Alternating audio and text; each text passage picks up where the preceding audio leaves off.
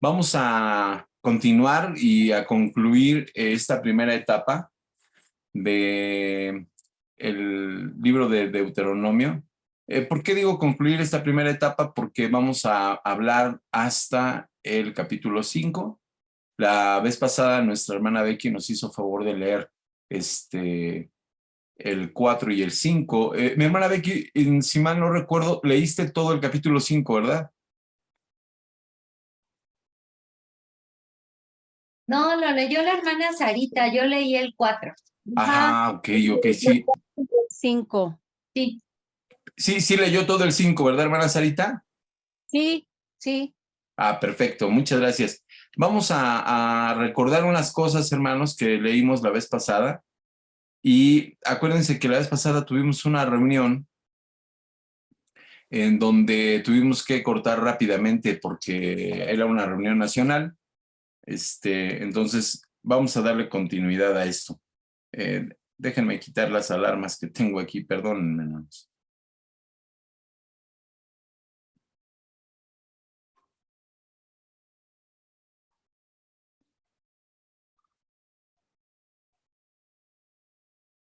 Ya, listo. Gracias. Voy a compartirles la parte de la Biblia que hemos estado leyendo.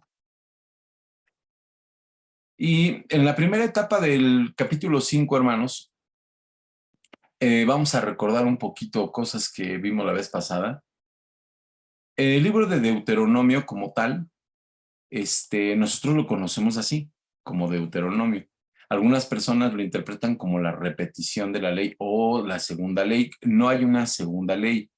La ley es la misma que en Éxodo. No se aumentan cosas en lo general, en el concepto, ¿no? Sigue siendo los 10 mandamientos. En el término hebreo, hermanos, el libro de Deuteronomio o en la Biblia hebrea se titula Las Palabras. Así es como se le conoce en el hebreo, en el libro de Deuteronomio, las palabras. ¿Y a qué se refiere con las palabras? Bueno, pues a la ley, ¿no? A eso está refiriéndose el libro de Deuteronomio. Y en el capítulo 5 en especial, hermanos, está repitiendo esta ley y decíamos la vez anterior que si nosotros nos hemos aprendido los 10 mandamientos, a lo mejor de una manera, no de una manera de memoria, sino porque muy comúnmente los directores de culto tienen por costumbre ponernos a leer los 10 mandamientos en alguna parte del servicio y los leíamos en voz alta o alternadamente. Entonces, como que es una parte de la Biblia que no sabemos o nos es muy familiar, ¿no? Para algunos de nosotros, si no es que no la sabemos de memoria corrida. Pero el Éxodo 20, del 3 al 17. Si yo me pongo a leer con ustedes, que lo he hecho en algunas ocasiones, en algún servicio, la ley en Deuteronomio, no nos la sabemos igual. Y hay algunos de nosotros que hasta nos podemos pensar en jactar, decir, me lo sé de memoria. Y cuando cambiamos de libro, ya no lo sabemos de memoria porque algunas palabras cambian, pero el criterio es el mismo. Y aquí mencionaba yo algunas cosas, hermanos, que son importantes de retomar y de analizar por parte de los estudiosos de este libro. Es uno de los libros más estudiados de la Biblia y más comentado. El Deuteronomio yo creo que es uno de los libros más leídos por parte principalmente del pueblo de Israel o en específico del pueblo judío. De hecho, nos comentaba mi hermano Abraham Gordillo y hay análisis y estudios que nos dicen que es uno de los libros más famosos en cierta época de la historia del pueblo judío o del pueblo de Israel. ¿Por qué esto? Por ejemplo, el libro de Deuteronomio fue muy leído y muy visto en la época del Segundo Templo. Y hablábamos la ocasión anterior acerca de la construcción y las remodelaciones del templo. La construcción es por Salomón, ¿sí? Y posteriormente es un tema un poco complicado de entender porque en el periodo de los reyes hay una remodelación del templo, ¿sí lo recuerdan? Que estaba muy deteriorado, eso no lo platicamos la vez pasada. Esa remodelación poco se nombra, hermanos. ¿Alguno de ustedes sabe qué rey fue el que remodeló las cuarteaduras y lo que estaba deteriorado del templo? ¿Alguien de ustedes tiene en su mente quién fue ese rey? No está mi hermano Adán, porque mi hermano Adán luego nos da datos muy precisos acerca de eso. Bueno, si la memoria no me falla y tengo la posibilidad de equivocarme, muchas posibilidades de equivocarme, es Josías, el rey que hace esta remodelación. Es el rey que encuentra el libro de la ley, ¿sí? Y que llora. Y también hay una parte de la historia que nos dice que Ezequías es otro rey que le pone mucha atención a este libro, no al Éxodo, sino a este libro por las características que tiene. También nos ha comentado mi hermano Abraham, y hay muchos comentaristas que lo dicen, es que el libro de Deuteronomio no es un libro que se haya escrito todo por Moisés. Aparentemente hay varios autores, mínimo dos. Dentro de ellos, por supuesto, hay una narración o una salutación, se podría decir, de estos primeros capítulos por parte de Moisés, en donde hace un resumen. Hemos visto a lo largo de esta introducción que los primeros 5 capítulos parece ser que es un resumen del libro de Números, porque nos dice eventos que pasaron en el desierto, y es un resumen muy preciso, ya lo hemos analizado. Ahora, cuando nosotros leemos este libro, todo parece indicar y todo nos parece señalar que Moisés le está diciendo al pueblo las indicaciones de lo que va a pasar y de lo que va a pasar cuando entren a la tierra prometida. Pero muchos estudiosos dicen que es una escritura en respuesta a lo que pasó y que se advirtió, ¿sí? Entonces, como que hay un resumen de lo que se dijo que iba a pasar, pero ya que había pasado. Entonces, eso tendríamos que entenderlo de una manera, abrir un poquito nuestro criterio, nuestro panorama. ¿Por qué? Porque, como comenta mi hermano Abraham Gordillo, coincido mucho con él en esto, a veces tenemos nuestra mente muy, muy limitada a pensar en que el autor del Pentateuco pues, es Moisés, ¿no? ¿Y quién escribió los primeros 5 libros? Pues Moisés. Y ahí nos quedamos. Y en lo general, todo parece indicar que estamos bien. Pero cuando analizamos en lo particular, nos hemos dado cuenta que los libros del Pentateuco han tenido revisiones y también posiblemente han sido enriquecidos por parte de la historia a lo largo del proceso histórico de Israel, a lo largo de su etapa incipiente como pueblo, ¿no?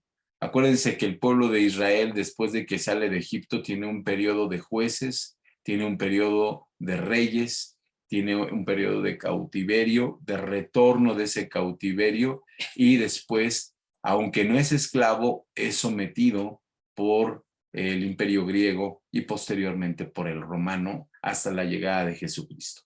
Entonces, en ese periodo hubieron muchos que escribieron, y algo que nos comentaban del libro de Deuteronomio, se encontraron en las cuevas de Qumran muchísimas copias de este libro. Entonces eso da la indicación de que era uno de los libros más leídos por parte del pueblo o de las personas que estudiaban, ¿sí? Y de ahí seguían otros libros como Isaías, etcétera, ¿no? Entonces, el libro de Deuteronomio es un libro muy especial, un libro muy peculiar para el pueblo de Israel, porque les recuerda la ley, ¿sí? Y no solamente eso, sino también les recuerda su periodo y su proceso en el desierto y su ingreso a la tierra prometida.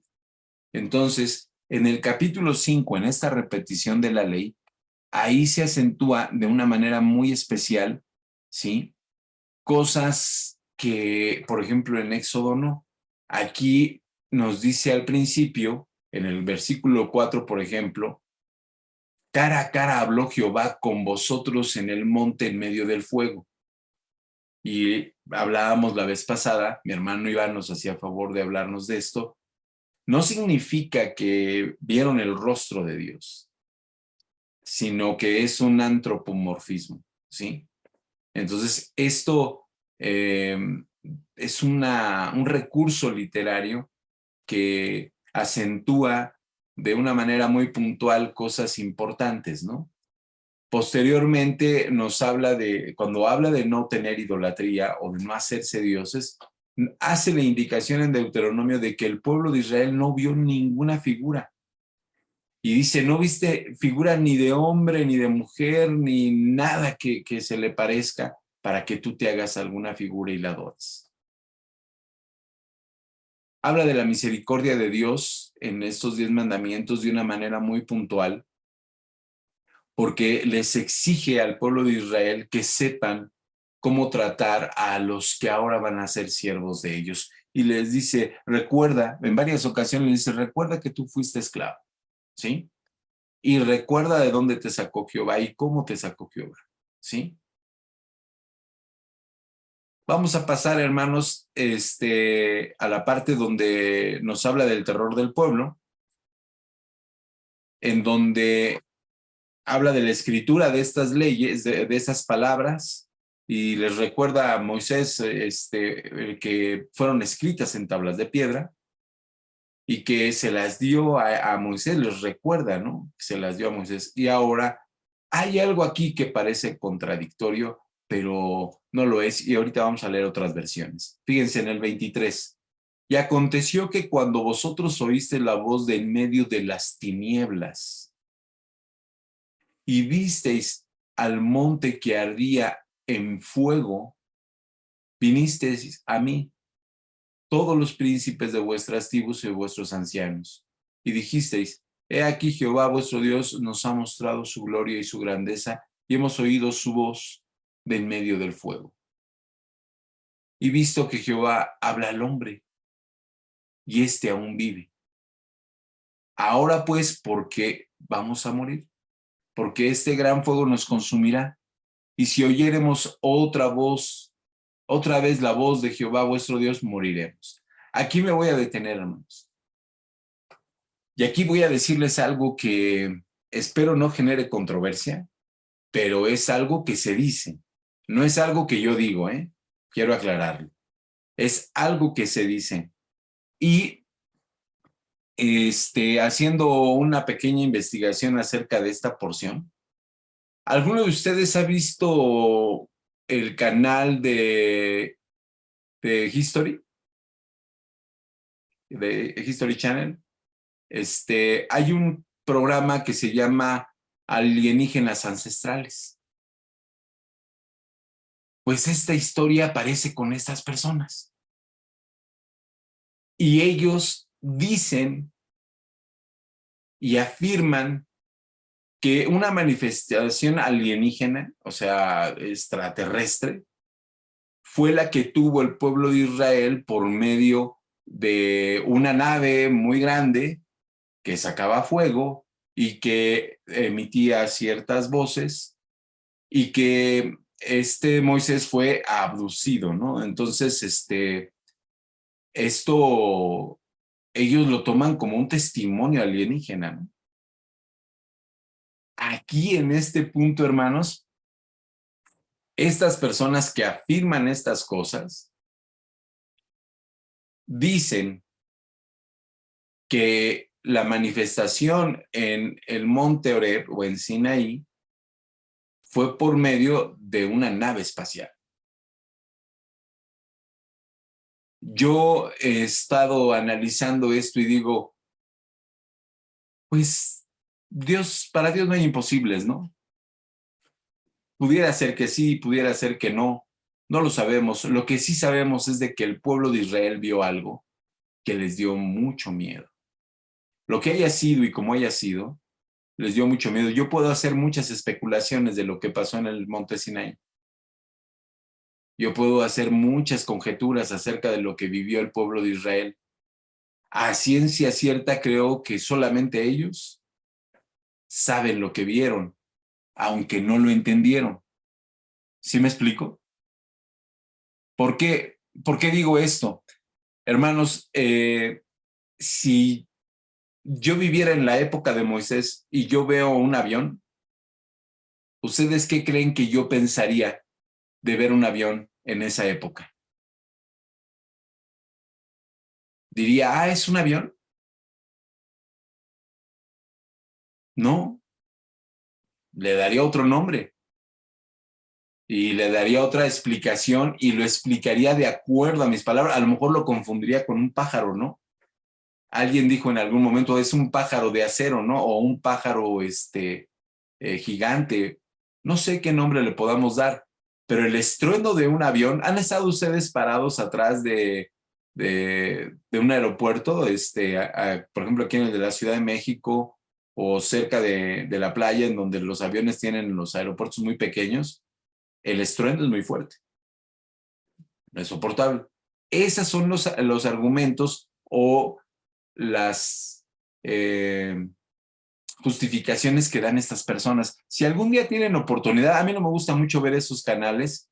Yo me topé con algunos comentarios de estas personas refiriéndome a estos textos en internet y por eso sé que pasó el canal. Yo no vi el canal completo ni he visto el programa completo acerca de esto. Si ustedes lo quieren ver, pues estaría bien, es información, pero debe de existir una explicación, al menos para ellos, lógica. Yo estoy casi seguro, voy a hablar por ustedes, hermanos, que ni ustedes ni yo necesitamos una explicación como esa. Yo no necesito averiguar ahorita por medio de esta lectura o por medio de una investigación si hubo un encuentro alienígena con Moisés, ¿sí me explico? Es algo que no me desgasta, pero las personas lo dicen. Y que la revelación de la ley en el monte Sinaí fue por medio de una nave, etcétera, ¿no? Que despedía fuego, así asado. Ok, vamos a suponer que así fue. Eso les causó miedo al pueblo de Israel. Y esas explicaciones que dan estas personas deben de tener mucha lógica, aunque hay muchas cosas que no son explicables. ¿Están de acuerdo? Porque no se explican, o sea, aún con muchas de las cosas que ellos hablan en su programa, hay muchas cosas que no tienen razón de ser y ellos dan justificaciones. Voy a regresar un poquito a la parte donde el pueblo ve a Dios y teme que muera. Si yo no me considero una persona digna, hermanos, como lo decía todo el pueblo, es muy fácil endosarle al líder el trabajo. ¿Están de acuerdo con eso? Entonces fue muy fácil para el pueblo de Israel decirle a Moisés, tú habla con Dios. Tú sé el que hables con él. Platicábamos la vez pasada que Moisés bajaba del Sinaí. ¿Con qué características, hermano? Su rostro se iluminaba y de hecho tenía que cubrirse con un velo.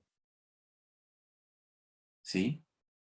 ¿Para qué? Para que el pueblo no viera ese rostro iluminado.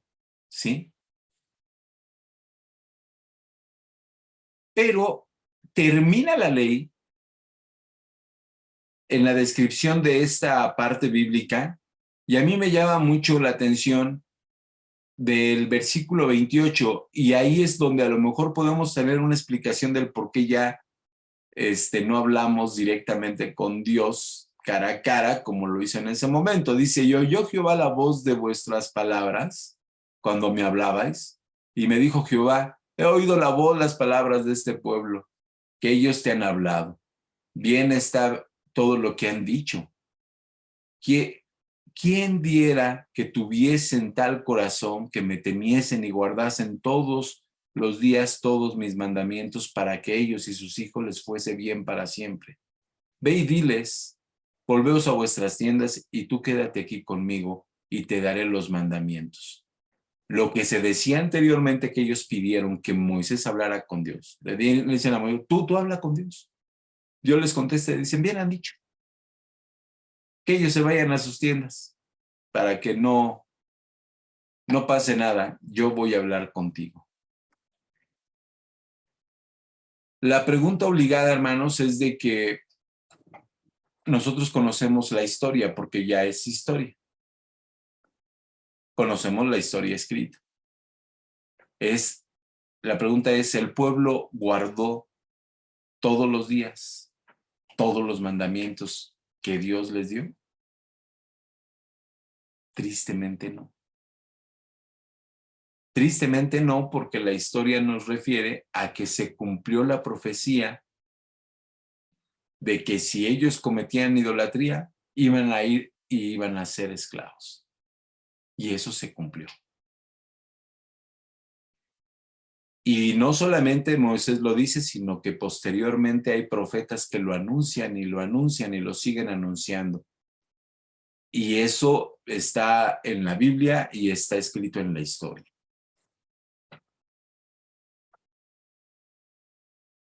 Antes de que terminemos el capítulo 5, hermanos, hay algo que me llama mucho la atención y dice el versículo 30.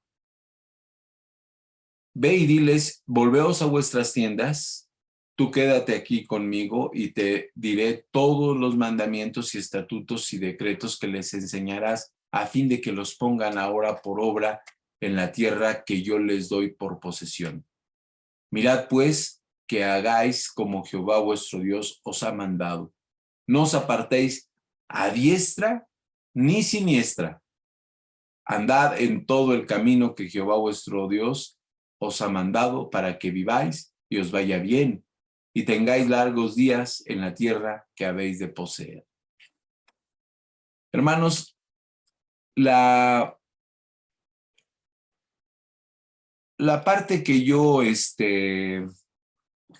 quiero destacar aquí, hermanos, es la siguiente. Algunos comentaristas, principalmente rabinos, que analizan el libro de Deuteronomio, dicen que Moisés estuvo 40 días con el Señor, pero no solo para recibir los 10 mandamientos, sino que Moisés recibió toda la ley, los 613 preceptos. Y que no solo recibió la ley, o sea, no solo se le fue dictada la ley mosaica, sino también se le fue explicada por Dios. Por eso estuvo 40 días, es la explicación que dan algunos rabinos, porque muchos dicen, recibe las tablas con las 10 palabras, pues eso lo hace en un día Dios, dice, si la tierra la formó en 7 días, ¿para qué necesitaba Moisés 40 días? O sea, fue como una capacitación, es la explicación de algunos rabinos, en donde recibe la ley, los 10 mandamientos, recibe la ley mosaica, todos los preceptos, porque aquí ellos se sustentan, en donde dice, yo te diré todos los mandamientos, estatutos, decretos que les enseñarás. Esto es en donde ellos se basan en la presencia de Moisés en el Sinaí por tan largo tiempo. Esa es parte de la explicación que ellos dan. Pero también no solamente dicen eso, sino que dicen que le fue narrada a Moisés parte de lo que le iba a pasar. Hay algunos comentaristas que que se atreven a decir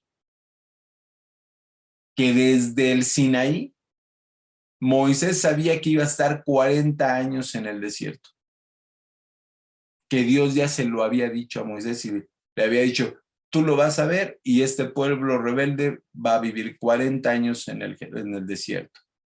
Eso es lo que analizan lo que dicen los comentaristas. ¿Sí? Pero no hay nada que lo sustente, hermanos. No hay absolutamente nada que lo reafirme.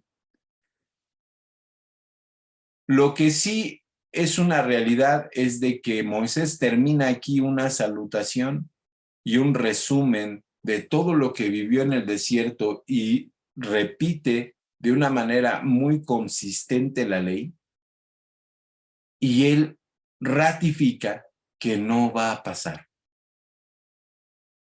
que a él no le corresponde pasar a la tierra prometida por culpa de quién, hermanos. ¿Moisés culpa a alguien, hermanos? ¿O no culpa a nadie? A ver, ayúdenme haciendo memoria. ¿Alguien de ustedes recuerda si Moisés culpa a alguien porque él no pasa a la tierra prometida? ¿O no culpa a nadie?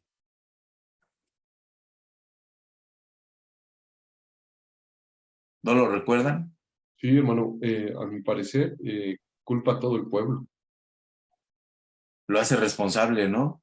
Sí, lo hace responsable, pero a todo el pueblo, hermano.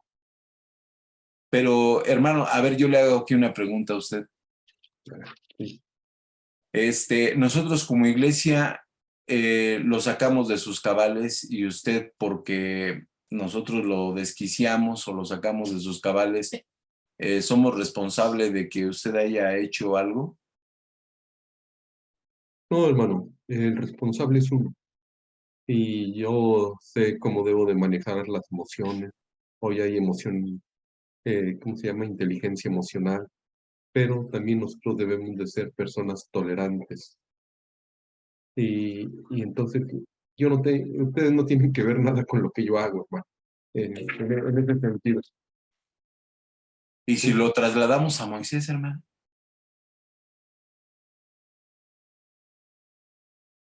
¿por qué Moisés se responsabiliza a un pueblo cuando la responsabilidad de lo que pasó en la peña fue de él y de su hermano?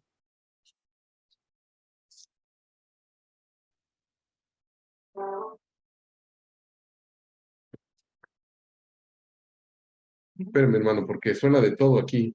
Disculpen. Sí.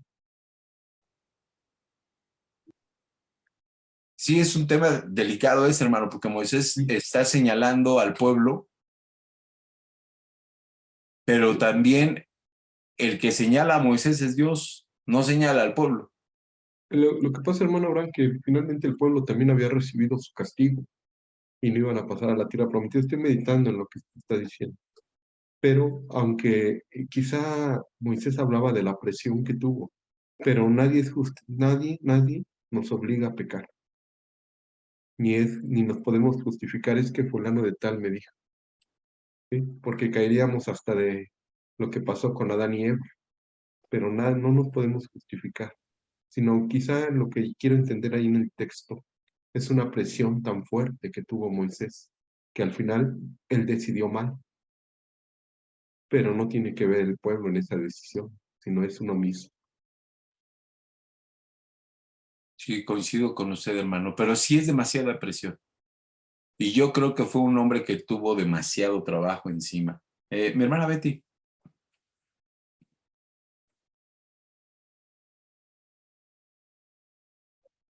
Abre tu micrófono, Betty. Bueno, en Deuteronomio 3:26, cuando estamos leyendo, y en el 4:21, Moisés sí se enoja. Ahí lo dice, que se enoja y por la razón por la que no pudo entrar a la tierra prometida, estaba enojado. Y era por causa de los hijos de Israel. O sea, no los culpaba, pero sí decía que la causa había sido ellos. O sea, él desobedeció a Dios por coraje, porque también ellos una vez le dijo a Dios que él ya estaba cansado y que quería desertar. Entonces sí, no tal como acusación, sino como un enojo muy grande contra el pueblo de Israel, contra los hijos de Israel. Yo así lo veo. Es mi comentario, perdón. Gracias, Betty. Sí, es de hecho lo que estamos comentando, pero bien dice mi hermano Iván, independientemente de lo que haya hecho el pueblo, al final la responsabilidad fue de él y cada quien se tiene que hacer responsable de sus actos. Aunque el pueblo se haya comportado como se haya comportado, el tema es que Moisés debió de haber sido ecuánime, ¿no? Ahora, hay algo que es difícil. Yo no sé, controlar a un pueblo que, pues, en teoría traiga 2 millones de habitantes y que es itinerante. Imagínense la presión que tiene, pues vamos a hablar de un gobernante de aquí, ¿no? De un municipio que tenga 2 millones de habitantes. Tiene que dar los servicios mínimo, ¿no? Estamos hablando del agua, la parte de, pues, lo que implique tener de servicios alrededor de la vivienda, etcétera, ¿no? En aquel entonces era diferente, pero le reclamaron agua a Moisés, le reclamaron de comer, ¿no? Y muchas veces dijeron cosas que Moisés tenía que contestarle y consultarlo con Dios, y esto lo había consultado con Dios, mi hermano Iván. Yo quiero hacer un comentario, Manu, en la reflexión que estamos haciendo. A ver si no me mal explico. ¿Hasta dónde estorbaría Moisés si hubiera entrado a la tierra prometida? Ya era un hombre cansado, ya era un hombre que ya no salía a la guerra. La palabra de Dios dice que sus ojos no se oscurecieron, ni perdió su vigor. Era un hombre que todavía, hermano, podía uno platicar con él a sus 120 años. Era un hombre, permítanme llamarle en este momento, era un hombre cuerdo, que uno podía fácilmente entablar y llevaba al pueblo al Señor. Pero yo les pregunto, ¿cuánto hubiera estorbado entrar a la tierra prometida? Porque no le fue fácil a Josué, ¿se acuerdan que viene el sucesor? No le fue fácil a Josué, hermanos, y necesitaban otra persona. El tiempo de Moisés había terminado, hermanos. Él había cumplido su propósito, el propósito con el que Dios lo había enviado. Estaba ya hecho. Y a veces, hermanos, cuando uno no conoce los tiempos de Dios o se aferra uno a las cosas, en lugar de ser bendición, entorpece las cosas. Y yo creo que de eso hay que estar con los ojos abiertos, la mente abierta y entender los tiempos de Dios. Esto nos da para mucho, hermanos, porque Moisés va entendiendo. Claro que su anhelo humano es entrar a la tierra prometida y su anhelo es ver por lo que estuvieron luchando, pero también entiende que los tiempos de Dios hasta ahí llegaron. Y posiblemente hay un enojo, como decía la hermana Betty, me parece, o si así lo entendí, me parece muy bueno el comentario, porque también está la humanidad de ustedes, ¿están de acuerdo, hermanos? Y él tiene derecho a decir todo por ustedes. Pero finalmente, en el fondo, él decía, es que esto se terminó hasta aquí. Pero yo creo que él terminó en paz en su tiempo y dijo, hasta aquí llegué. Y la bendición más grande que le dieron, hermanos, es que pudiera ver la tierra, aunque sea de lejos, pero entender que las promesas de Dios estaban presentes. Entonces, tenemos que ver como líderes cuando terminan nuestros tiempos y no aferrarnos. Y a veces, hermanos, eso nos pasa en el pastorado. Cuando ya terminan nuestros tiempos y nos aferramos, entonces, a veces toda la paz que tuvimos se transforma en guerra al final y conflicto. Gracias. Gracias, hermano Iván. Bueno, es una gran lección, es una gran enseñanza que nosotros tenemos que aprender. Fíjense que las cosas que se han dicho ahorita son complicadas para nosotros. Como dice mi hermano Iván, nuestra humanidad luego no nos permite entender que tenemos propósito y tenemos también tiempos y tenemos que entender y saber interpretar esos tiempos. Una de las cosas que Moisés supo, y lo supo por parte de Dios, es que él no iba a entrar a la tierra prometida. Y él, cuando lo recapitula, o cuando lo vuelve a analizar, puede ser que se enoje con el pueblo, pero al final, hermanos, yo sigo pensando que hizo su trabajo Moisés, tuvo gran responsabilidad, pero hasta ahí llegó. No, su trabajo ya no era conquistarla, ¿no? Tuvo la oportunidad y no fue así. Mi hermano Iván, luego Sí, mi hermana Betty. gracias. Bueno, en algo que debemos de confiar nosotros es en la soberanía, en la justicia y en la sabiduría de Dios. Hubo un rey que se aferró, hermanos, un rey del pueblo de Dios que se aferró, ¿se acuerdan? Fue Ezequías y pidió un periodo más de tiempo, y nada más el periodo de tiempo fue para mostrarle a los caldeos el tesoro que tenía en la casa de Dios. Y nosotros debemos entenderlos. A eso yo me refiero, hermanos, que los tiempos de Dios, que no es fácil. Pero aquí Moisés lo está viendo de ahora, y yo lo veo como que dice todo por ustedes, pero también me hace pensar en Ezequiel. Gracias. Gracias, hermano Iván. Es muy cierto lo que dice mi hermano Iván, y de hecho ese punto de Ezequías requiere de también investigación y análisis, porque es muy, muy, muy complejo también eso, es ver qué tanto podemos nosotros pedirle a Dios cosas que a lo mejor, como dice mi hermano Iván, no aceptamos los tiempos. Mi hermana Betty.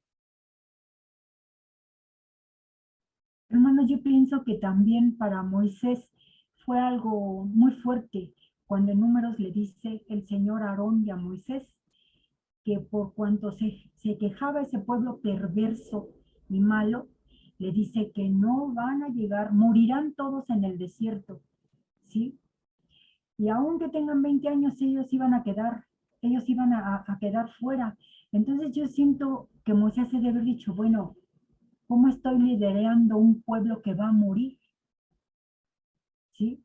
Entonces él también se cuestionaba, yo siento que él se cuestionaba, él se preocupaba, y la carga para él era muy fuerte, porque Dios hablaba con él y le decía lo que tenían que hacer, pero también él sabía el castigo que ya tenían los israelitas. Antes que él pudiera hacer algo o pudiera salvarlos, porque ya Dios los había condenado. Ya la promesa de Dios iba a ser que no iban a entrar. Se iban a quedar en el desierto, no iban a ver nada. Entonces pienso yo que también eran cargas muy fuertes que tenía Moisés, que él sabía, ¿sí? Y también no tenía en sus manos el poder hacer nada.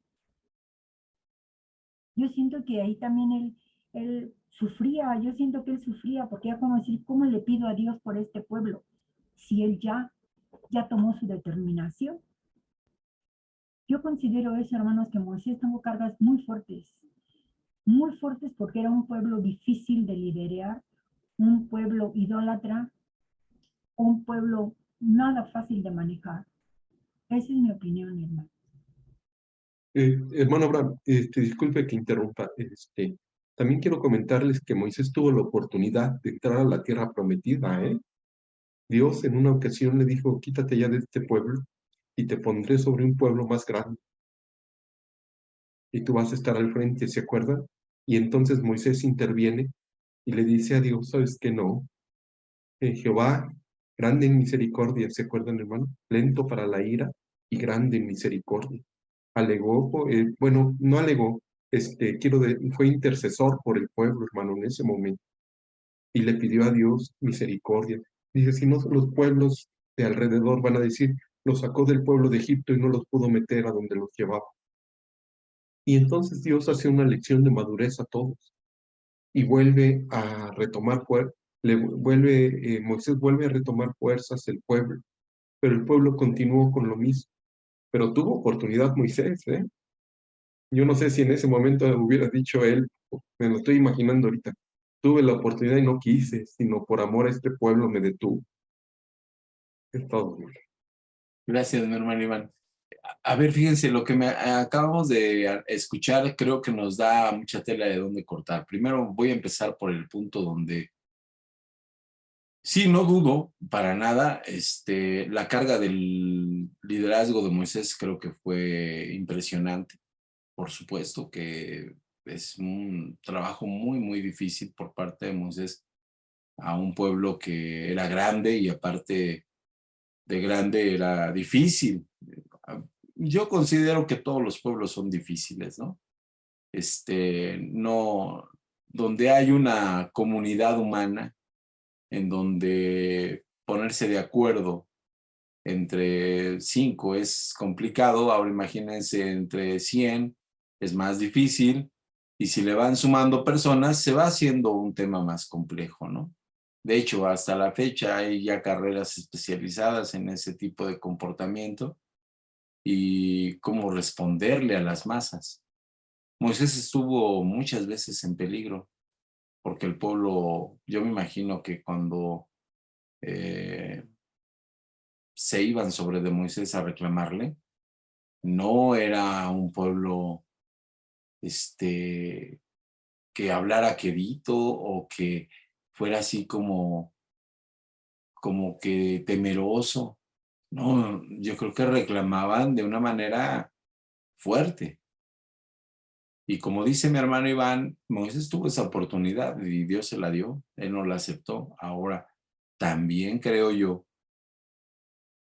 que Moisés tuvo la oportunidad no solamente de eso, sino creo que tuvo la oportunidad de ser un gran líder, aunque supo que no iba a pasar.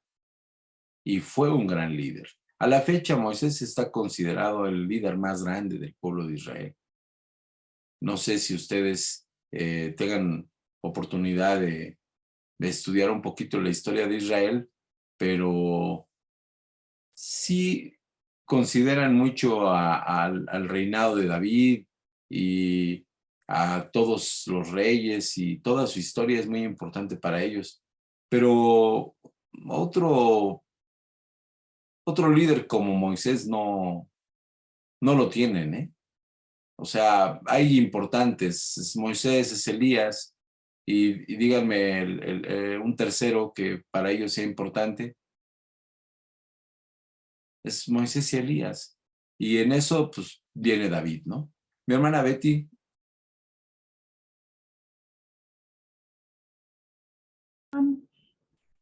Yo siento que Moisés no tuvo ya oportunidad de arrepentirse, porque más adelante vemos que la roca y el agua viva era Cristo. Y teológicamente esa piedra significaba Cristo y él golpeó a Cristo, porque dice que él era el agua viva, era el agua viva. Y esa era una representación de que Cristo era la roca y es la roca. Al golpearla a Moisés, y aparte con coraje, ya no tuvo la oportunidad y Dios no se la dio. Al menos lo que yo he leído en la Biblia, hermano, y sí me gustaría que me dijera en dónde está, ella no tuvo la oportunidad de arrepentirse, ¿sí? Porque estaba golpeando a la roca que es Cristo. Y no recuerdo las citas, pero está en Juan, que dice que al golpear esa piedra, esa era la prueba de la crucifixión, donde fluye leche, agua y vida eterna. No recuerdo la cita ahorita, hermano. Entonces yo siento que Moisés no tuvo esa oportunidad. Dios no le permitió, porque él la golpeó 2 veces y desobedeció lo que Dios le dijo. Esa es mi percepción, hermano. Tal vez estoy equivocada. Gracias.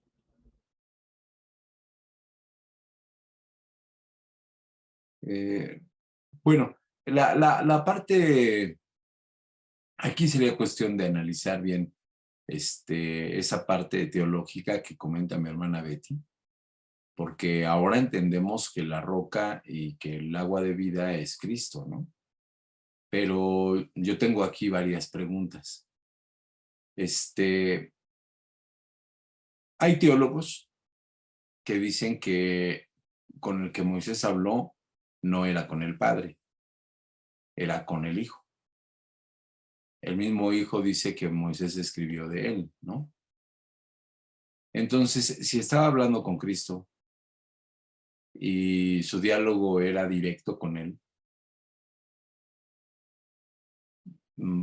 ¿Por qué Moisés no sabía que la roca era Cristo? O que la roca era el Dios con el que hablaba. Esto, pues, viene a ser cuestionable, ¿no? Yo acepto la parte que comenta mi hermana Betty porque existe esa postura y me queda claro que no es algo arrebatado ni tampoco descabellado, pero me quedo más con la idea de que Moisés no obedeció y se le dio una indicación y no hizo lo que se le dijo. Entonces, creo yo que Dios le da la importancia a lo que le pide que haga. Y cuando él desobedece, entonces ahí viene una consecuencia. Porque se le dijo a Moisés y a Aarón, háblale a la roca, no golpéala. ¿Sí? Ya la interpretación teológica que nosotros podamos darle ahorita, pues son válidas, porque todas son válidas, se convierten en especulaciones. De hecho, lo que yo estoy también haciendo ahorita, como mi hermana Betty o como cualquier otro experto teólogo que quiera hablar del tema, se convierten en especulaciones de acuerdo a lo escrito, ¿sí? Pero lo que es una realidad es de que Moisés no entró. Lo que es una realidad es que Moisés vio eso de lejos. Pero en el libro de Deuteronomio, Moisés tiene la oportunidad, al menos en los primeros 5 capítulos, de hacer una recapitulación de lo que vivió y recordarles que la ley de Dios está delante de ellos, que no se aparten. Creo yo que eso es una de las cosas más importantes de esta primera etapa de Deuteronomio, donde dice, no te apartes ni a diestra ni a siniestra de esto que te estoy mandando, y vívelo todos los días de tu vida, y cúmplelo al pie de la letra para que te vaya bien. Creo yo que eso es muy importante, muy, muy importante. Ahora, hermanos, y con esto voy concluyendo, la parte de Deuteronomio, hermanos, que nos tocó ver esta primera etapa, en donde les reitero, es un resumen a mi gusto muy bien dado acerca de lo que vivieron en el desierto y hasta lo que recibieron en el desierto. Hermanos, para mí es una de las manifestaciones más grandes que Dios ha tenido con la humanidad. Porque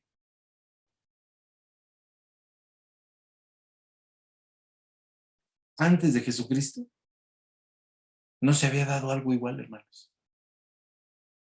¿Y por qué digo antes de Jesucristo? Porque cuando Jesucristo viene a la tierra, la manifestación de Dios se da ya para toda la humanidad.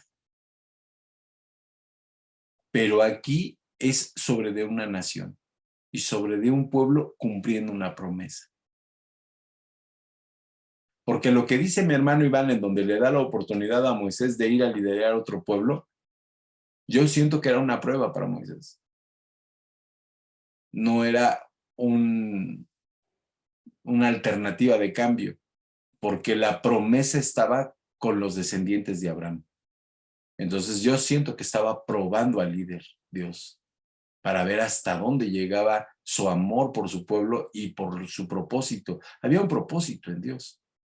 Entonces Moisés pudo haber dicho, bueno, pues está bien, me ponen un pueblo más fuerte y más grande. Nada más que en ese momento se hubiera roto la promesa que le hizo Dios a Abraham, de que toda su descendencia iba a ser bendecida por él. Entonces creo yo que Moisés entendía perfectamente bien el plan de Dios. Y también creo que lo que vivió Moisés era necesario. Y como dijo mi hermano Iván, era necesario que entendiera, aún con su molestia, que él ya no iba a pasar. Pero tuvo una gran oportunidad de capacitar a un pueblo rebelde que nace de venir de ser esclavo a convertirse en un pueblo muy poderoso bélicamente, al cual le tuvieron mucho miedo y mucho espanto. Mi hermana Betty.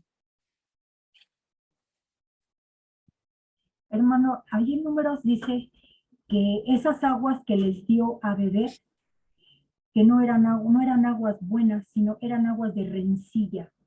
¿Sí? Así dice la Biblia. Por los cuales los hijos de Jehová, por eso los hijos de Jehová no los santificó en ellos. Está en Números 20, 12 y 13. Entonces ahí esas no eran aguas vivas. Por eso yo creo, hermanos, que al pegarle a esa roca, ya no eran aguas vivas, aguas de vida, eran aguas de rencilla, porque era el coraje de Moisés y de Aarón, quien la golpeó, y le golpeó 2 veces, y Dios le dijo, háblales, no golpéalas. Entonces ahí estuvo la gran desobediencia de Moisés, el golpearlas. Él quería que les hablara. Y eso para mí es como Dios nos habla con amor, con ternura, no con golpes, para que entendamos su palabra. Y tomemos de esa agua viva, con amor y con tranquilidad, más no con pleitos y con rencillas. Es mi opinión. Muchas gracias, Betty.